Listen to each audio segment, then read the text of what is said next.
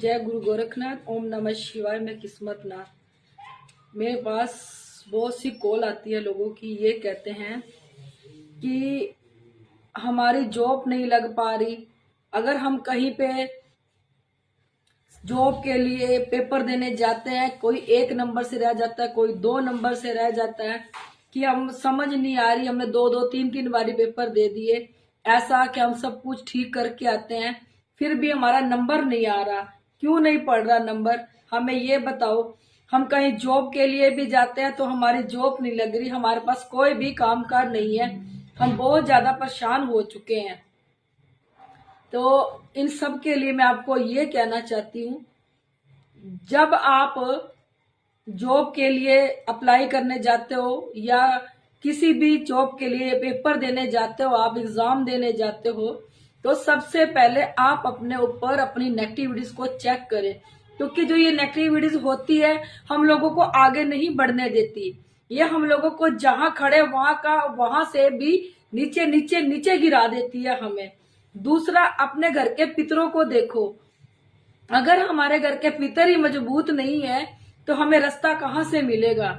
अपने घर के कुल देवी देवताओं को देखो, ये देखो कि ये बंधन में तो नहीं है, और बंधन में अगर नहीं है तो अपने कुल देवी देवताओं को मानो, उनके नाम का दिया जगाओ, अपने पितरों के नाम का दिया जगाओ, कर्म करो, क्योंकि कलयुग है, कर्मों का युग है। कईयों के पास पिछले जन्म के कर्म होते हैं, वो कर्म उनके आगे आ जाते हैं और उनको जॉब लग जाती है। कईयों के पास पिछले जन्म का कोई भी कर्म नहीं होता और इस जन्म में वो अपने कर्म बनाए, अपने कुल देवी देवता का दिया जगाए। देखो, कुछ लोग हैं अपने कुल देवी देवता को तो मानते नहीं है, वो किसी भी देवी देवताओं की पूजा करनी शुरू कर देते हैं। जब तक हम अपने घर के कुल देवी देवता को नहीं मानेंगे तो हम जिस भी इष्ट की पूजा करेंगे वो हमें नहीं लगेगी, क्योंकि अपने घर के कुल देवी देवता भी जाके हमारे इष्ट को यही कहेंगे कि जब तक ये मुझे ही नहीं पूजेंगे, जब तक मुझे ही आगे लेके नहीं चलेंगे तो वो किसी की सेवा संपूर्ण नहीं होगी। अपने घर के कुल देवी देवताओं को पूजो, अपने पितरों को पूजो, उसके बाद तुम कोई इष्ट बनाओ, इष्ट बना के अपने इष्ट को पूजो। इष्ट आप किसी को भी बना सकते हो, जिसको भी आप मानना चाहो उसको बना सकते हो। कईयों को देखो अपने कुल के देवी देवताओं को नहीं पता। कई मेरे से पूछते हैं कि मुझे हमें बताओ कि हमारे कुल के देवी देवता कौन है। ये तो देखो हम लोग नहीं बता सकते, हम सिर्फ पितरों के बारे में बता सकते हैं कि तुम्हारे घर में कितने पितर हैं। कुल देवी देवता के बारे में नहीं, वो तो तुमने खुद ही पता लगाना है। अपने घर में कुल देवी देवता का दिया जगाओ, ये कह के जगाओ है मेरे कुल के जो भी देवी देवता है, मैं आपके नाम का दिया जगा रहा हूँ, इसे स्वीकार करो और स्वीकार करो। उसके बाद 1.25 महीने की आपने कंटिन्यू जोत जगानी है। 1.25 महीने बाद आप लोगों को स्वप्न में आके ये पता लग जाएगा कि आपके घर के कुल के देवी देवता कौन है। फिर आप अपना कर्म करो आगे बढ़ने के लिए, क्योंकि जब तक हम कोई कर्म नहीं करेंगे हम आगे नहीं बढ़ पाएंगे। क्योंकि बिना कर्म करे, ये कलयुग है, जब तक कलयुग में हम कोई कर्म नहीं करेंगे हम आगे नहीं बढ़ पाएंगे। जब तक हमारे पास कर्म है, जब तक हमारे पास कर्म है, हमारा हर कार्य बनता जाएगा। जब हमारे पास कर्म ही नहीं होंगे तो हमारा कोई भी कार्य नहीं बनेगा। सबसे पहले अपनी नेगेटिविटीज को चेक करवा के आपने चलना है। दूसरा, अपने घर के पितरों को देखना है, अपने घर के कुल देवी देवताओं को देखना है, उनके नाम का दान करते रहो। पितरों के नाम का संडे आप जो भी कुछ देना चाहते हो संडे को पितरों के नाम का कह के आप बांट सकते हो। जो भी आपकी श्रद्धा है आप संडे को पुण्य दान कर दो उनके नाम का।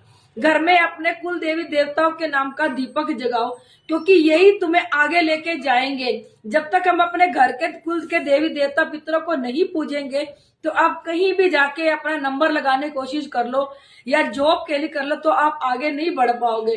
क्योंकि आज के युग में मेरे पास इतने कॉल्स आते हैं कि हमें जॉब नहीं लग रही, हमारा कारोबार नहीं आगे बढ़ रहा, हम बहुत परेशान हो चुके हैं। हम क्या करें इसके लिए कि हमें काम भी मिल जाए, हमारा कारोबार भी मिल जाए, जिस भी जॉब के लिए वो जाते हैं वो जॉब भी मिल जाए, क्योंकि इससे सबके बंधन हो जाते हैं।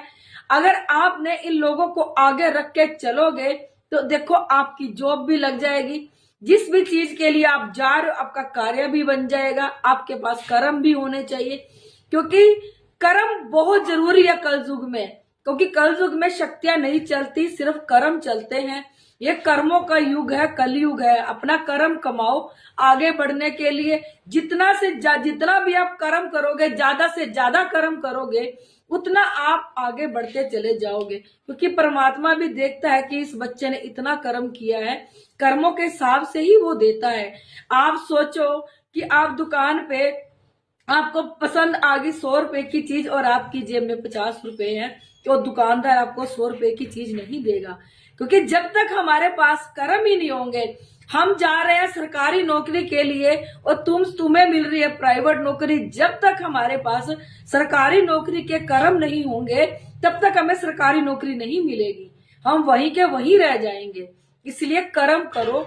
बिना कर्म के इस युग में कुछ भी नहीं है। परमात्मा ने एकमात्र कलयुग दिया है। परमात्मा का नाम जपो, क्योंकि हम परमात्मा को अगर किसी ने पाना है तो कलयुग में ही पा सकता है। ये कलयुग ऐसा युग दिया है परमात्मा ने पाने का।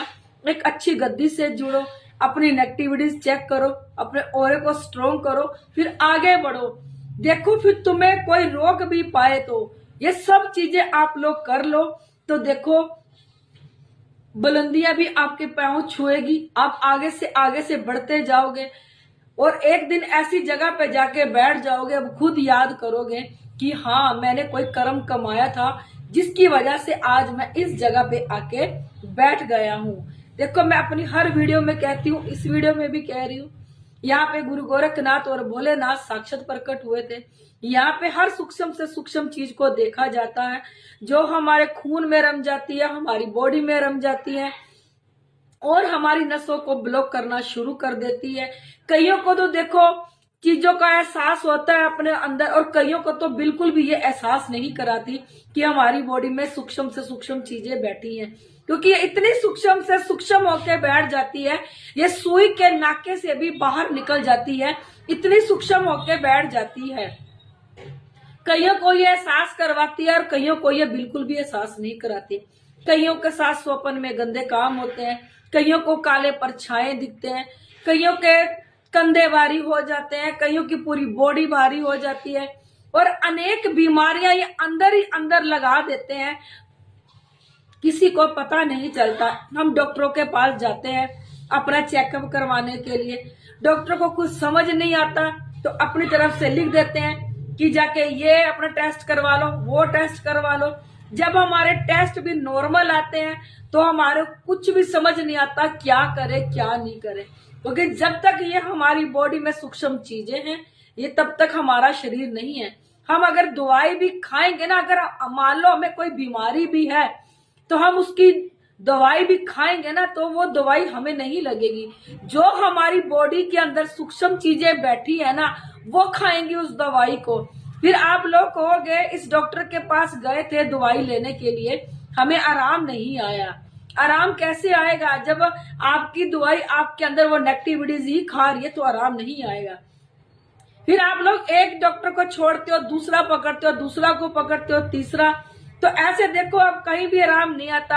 आप हर जगह दवाई खा के थक जाते हो, थक करके बैठते हो, फिर सोचते हो ऐसा हम क्या करें कि हमारा शरीर ठीक हो जाए, हम चलने फिरने के लायक हो जाए। क्योंकि ये इतनी सूक्ष्म होकर हमारी बॉडी में बैठ जाती है।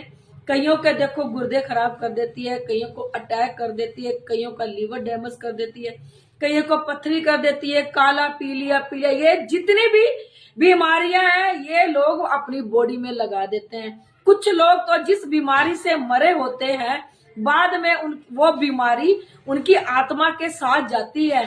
आप लोग सोचते हो ना कि इसको बहुत ज्यादा बीमार है, अरदास लगाते हो परमात्मा ये बहुत दुखी है, इसको इस जिंदगी से मुक्त कर दो। नहीं, वो बाद में उससे ज्यादा दुखी है, क्योंकि जो बीमारी उसके शरीर के साथ थी, मरने के बाद उसकी आत्मा के साथ जाती है बीमारी।